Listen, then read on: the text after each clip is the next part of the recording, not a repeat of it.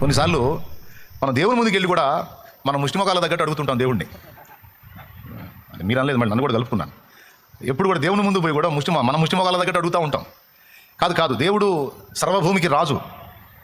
రాజు దగ్గరికి పోయినప్పుడు రాజు రేంజ్లో అడగటం నేర్చుకుందాం. దేవునికి స్తోత్రం కలుగును గాక. ఏమండి, రాజు దగ్గరకు పోయి 10 రూపాయలు అడిగామనుకో, వీడెవడరా నేను రాజునని తెలిసి కూడా నన్ను 10 రూపాయలు అడుగుతున్నాడు అనేది ఒక రకంగా చెప్పాలంటే రాజు అవమానం ఫీల్ అవుతాడు. అట్లా కాదు అడగాల్సింది. మనం ఏ వ్యక్తి రేంజ్కి పోయినప్పుడు ఆ వ్యక్తి రేంజ్లోనే అడగాలన్నట్టు, రాజు దగ్గరికి వెళ్ళినప్పుడు, రాజాది రాజు దగ్గరికి వెళ్ళినప్పుడు ఆ రేంజ్కి తగ్గట్టు మనం దేవుని అడగటం నేర్చుకుందాం.